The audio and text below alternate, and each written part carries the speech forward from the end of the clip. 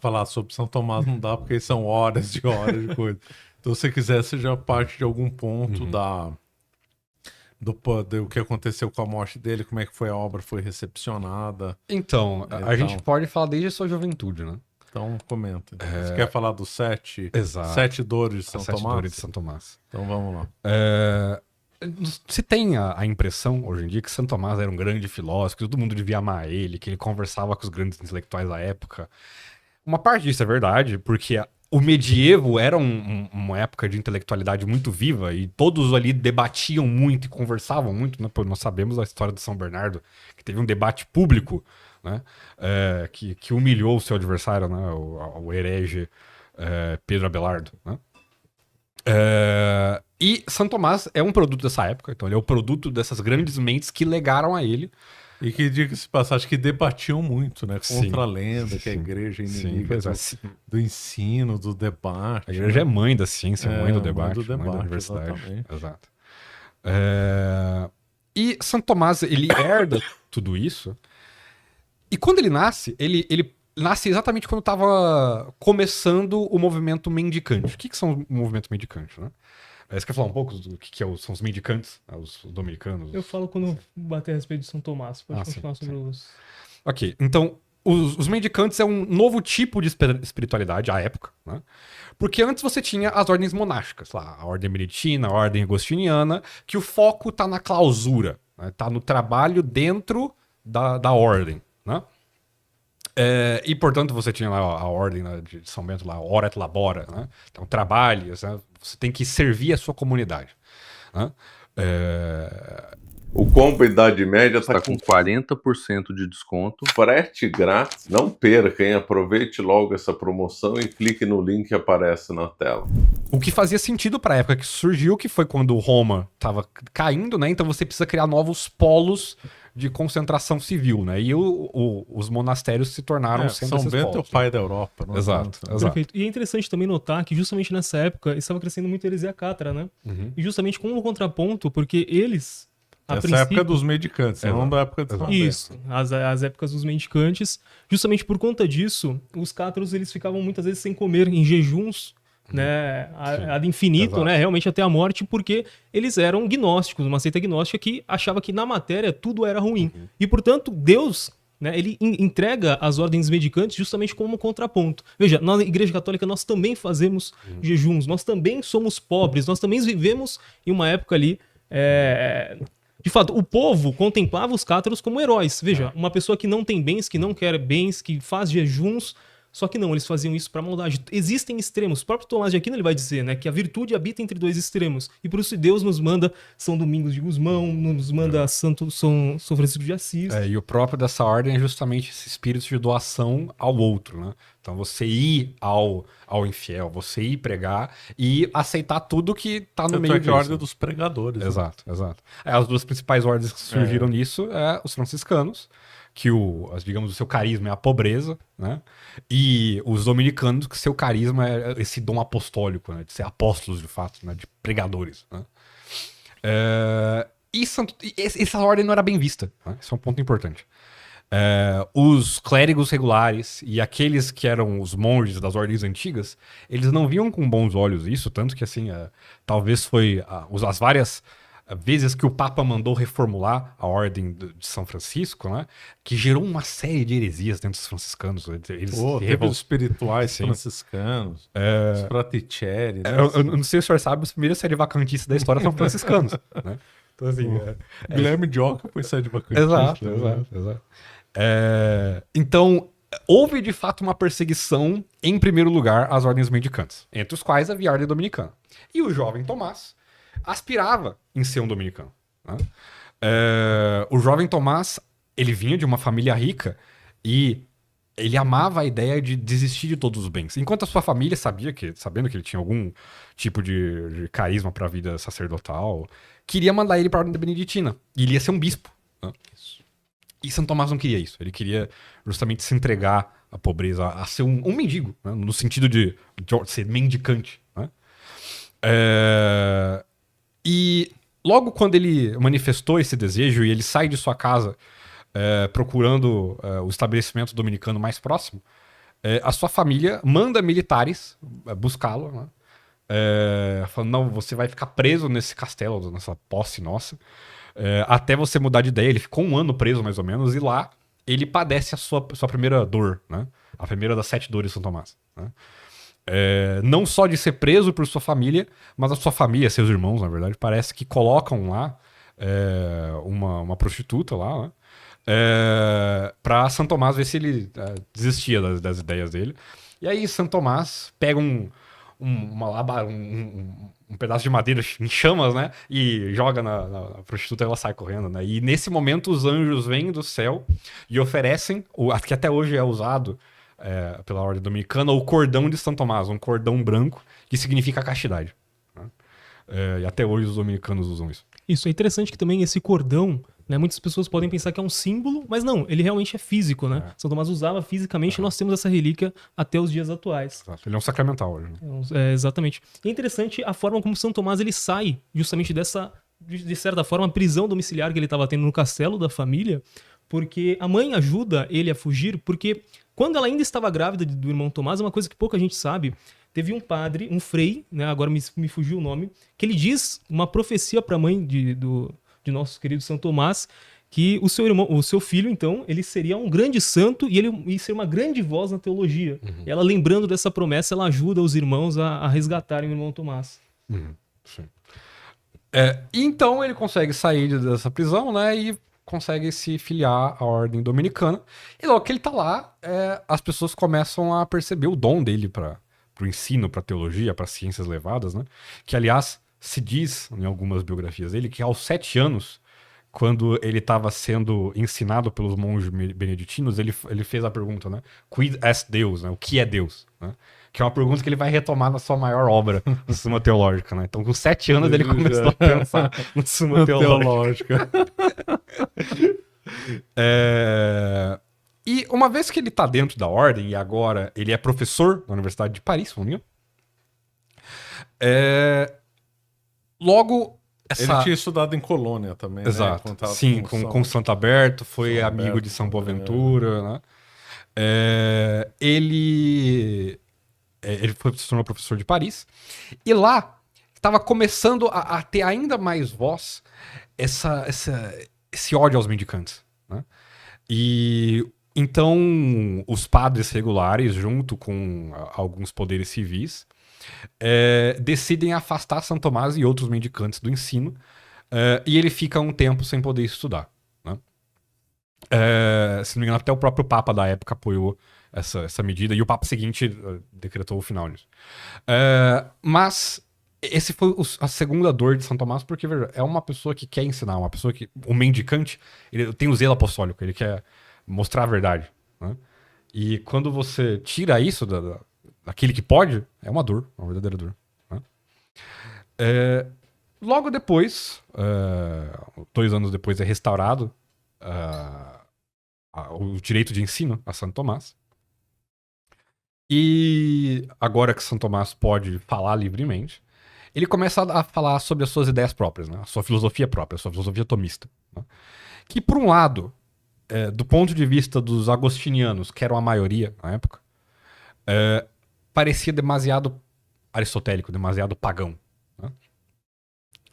Os agostinianos, eles seguem uma tradição já antiga de uma interpretação de Santo Agostinho, não quer dizer que é a interpretação correta, mas eles basicamente criam que Aristóteles não tem lá muito lugar em teologia, ele tem lugar no máximo em lógica, né? Em filosofia e teologia não se deve muito levar a ele, isso levaria a excessos, que está justamente no outro extremo do debate medieval, que eram, digamos, os aristotélicos puros, né?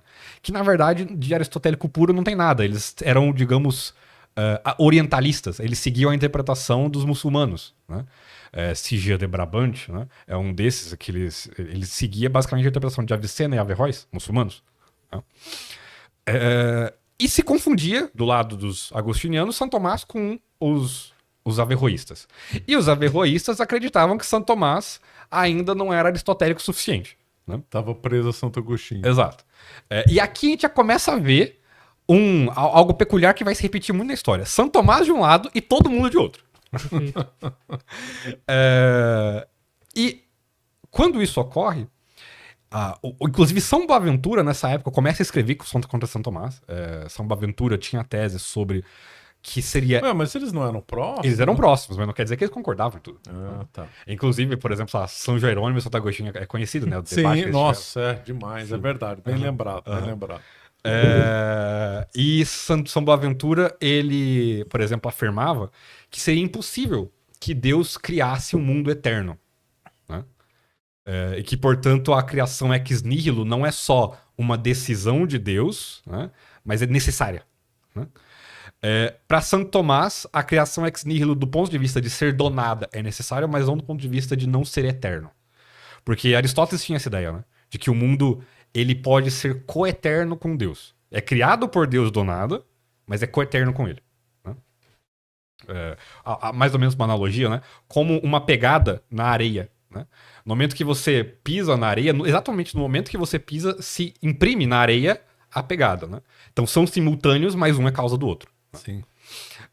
Essa é a ideia de São Tomás. Então, que Deus poderia ter feito o mundo coeterno. Não quer dizer que é coeterno, né?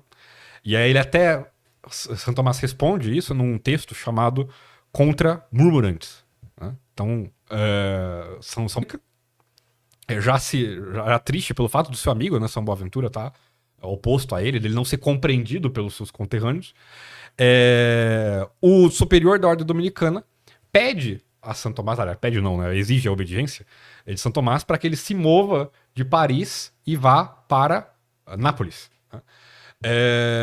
E isso é outra tristeza, porque também Paris era a maior universidade da época, né? E Nápoles ele tava como que escondido, né? Como se eu tirasse você aqui do meio de São Paulo e colocasse lá no Chique Bahia, sei lá. Pois bem, agora São Tomás lá em Nápoles, ele vai enfrentar outros problemas. Por um lado, a solidão, ela dá certa liberdade porque você não precisa se importar tanto em debater, em provar seu ponto. Pode estudar bastante. Exato. Mas não deixou... A solidão mesmo não deixou de ser um problema de São Tomás porque ele queria ajudar a igreja.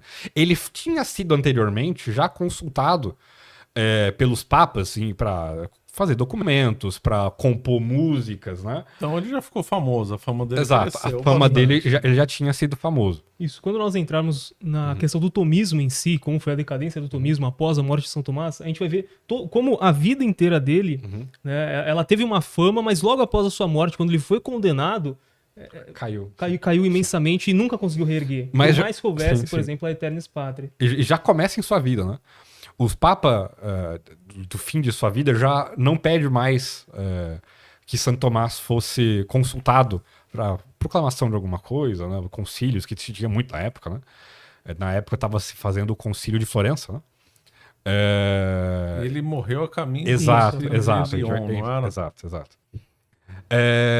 Inclusive que morreu segurando um livro chamado Contra Heroes Grecorum. A gente vai falar dele ainda. E Santo Tomás, então, começa a sentir agora essa outra dor de que, poxa, o Papa desconfia de minha doutrina, né? Eu sou tido como alguém que não é confiável para o Papa conferir a doutrina católica, né? Pois bem, agora, indo para a sexta dor de Santo Tomás, que nós temos que... Quando perto de sua morte, tinha um papa que, de fato, Urbano IV apoiava ele, né? E pediu a São Tomás que fosse ao Concílio de Lyon, segurando um livro seu chamado Contra Heroes Grecorum, que é contra o erro dos gregos, né? Porque era justamente um concílio que tratava dos cismáticos gregos, né? E São Tomás morre no caminho, e quando ele se adoece, ele tem de ficar num mosteiro beneditino. Cisterciense. É beneditino? Cisterciense é beneditino, de fato. Né?